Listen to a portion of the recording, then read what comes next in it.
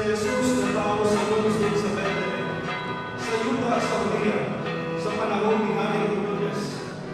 Unya ay pinaka mga tao mga lamon, bangin sa mga bituon, na mabot sa Jerusalem, ikan sa sindakan, yung nangutana.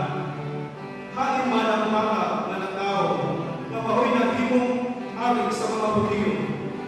Nakita na ang yang bituon sa pagsubang niini, dito sa sindakan, umuanhi kami, aron magsimba kaniya. Sa pagkawati ni Hari Herodes niini, wala siya mahimutang, ingon man ang tibuok Jerusalem. Hindi kong niya ang mga pangulong pari, ug ang mga magtutulo sa balaod, ug ipangutana niya sila. Asa man ang tao ang Mesiyas? Sinabi ko ba, sa lungsod sa Bethlehem sa Judea, mao kini sulat sa propeta. Ikaw, Bethlehem, sa yuta sa Juda, dili ka ibig sa madagkong lungsod sa Juda, kay magikan kanimo ang usa ka pangulo nga mao'y magbandog sa akong katawhan, ang Israel. Usa gipatawag ni Herodes ang mga tumuluhong naggikan sa sindakan alang sa usa ka tigong nga tinago, ug iyang nasayran gikan kanila ang untok na tapna sa pagsubang sa bituon. Unya, iyang ipaadto sila sa Bethlehem ug giingnan. Lakaw kamo ug pangitaan ninyong pagayo ang bata, ug sa makablagan na ninyo sila, pahibalua ko, aron adto ako ug mosimba usab kaniya. Unya, naglakaw sila. Samtang nagpanaw sila, nakita nila ang bituon, ang maong ihapon bituon, na nakita nila dito sa sindakan, kung nagunang kini kanila, ang doon na miyabot kini, kung mihulong, tungod kayo sa kinimutangan sa bata. Nalipay sila pag-ayo sa pagkakita nila sa bituon. Kunya isunod sila sa balay, kung ilang nakita ang bata, uban sa ilangan na si Maria.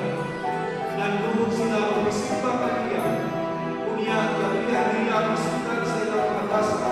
Kung mihalan sila, kaniyang unawan, insenso o mira. Pinahagi sa dampo, ipahingan muna sila sa Diyos sa kilid pagpaling kanto ng Herodes. Musa na mauling sila amin sa lahing lalan.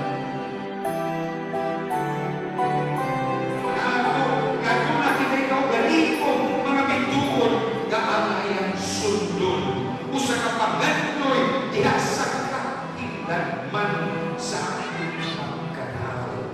Kung sa kayo, ang kahulugan, kamatuturan, ug kalipay sa atong paglakaw, walong kinabuhian. The wise men remind us that we should be persons of death.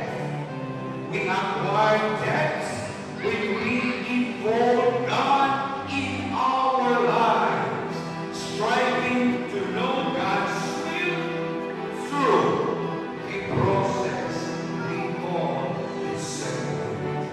And with this, uban sa aking sumang kapalihan, tugutin ako sa Panginoon. Happy Feast of the Epiphany, and traditionally it we say is greeting to you. Maligayong tulog ka, Hari, hinamot papunta.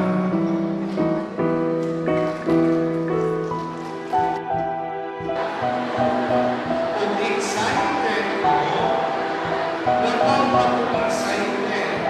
Kaya wag ako kita, kung wag yung kumusuhay tanaw sa video last year.